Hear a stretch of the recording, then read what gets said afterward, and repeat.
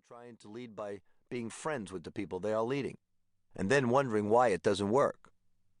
We see people in leadership situations in the workplace who possess few, if any, leadership skills, and then we wonder why both production and morale in that particular workplace is so low.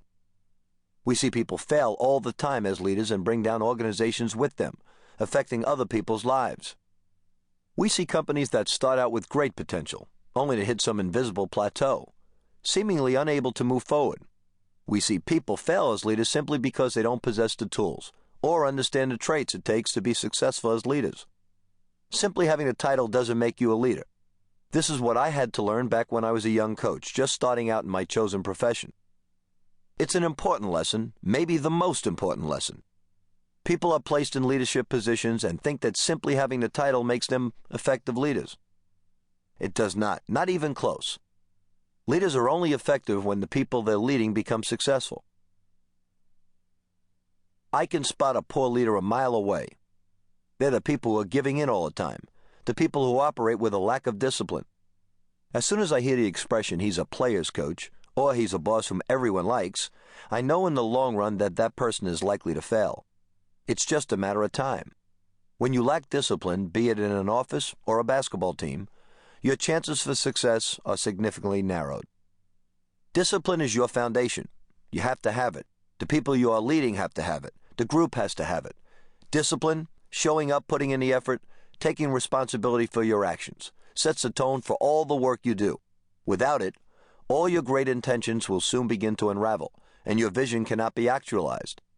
Without discipline, your game plan will start to become unglued the first time you are severely tested.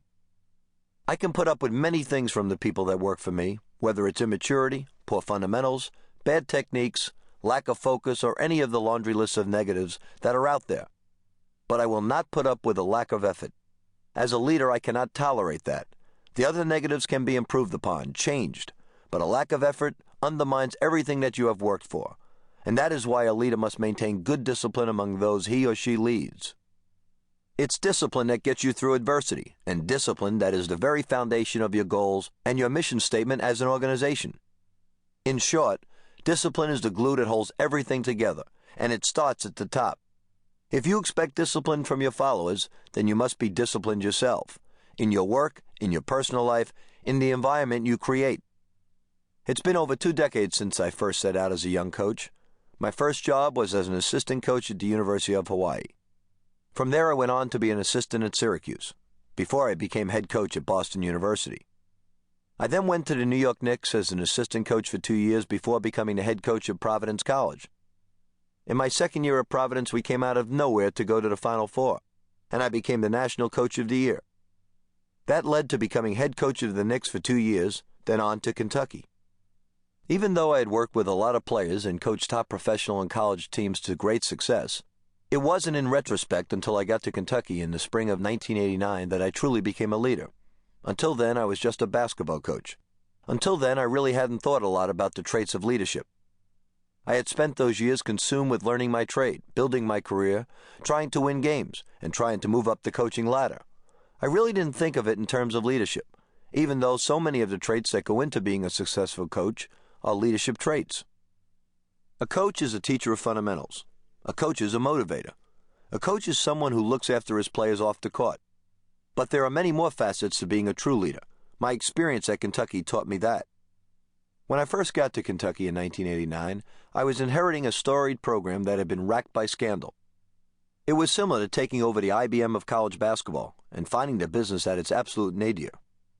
Kentucky was on NCAA probation because of recruiting violations, had been on the cover of Sports Illustrated with a headline that screamed out shame, and was indeed wallowing in its shame. It needed more than just a new basketball coach. It needed more than just wins and cheers and good players. It needed more than just time to heal its wounds. It needed a leader. Kentucky needed someone not only to bring back the glory days on the court, but also resurrect the image of this legendary program. It needed someone to help give both the university and the state it represented its pride back. So when I came in, I had to do more than coach. I had to build up the program. I had to police it. I had to make it grow. I had to bring integrity back to Kentucky basketball. Most of all, I had to go from being a basketball coach to being a leader. From those days in Kentucky to my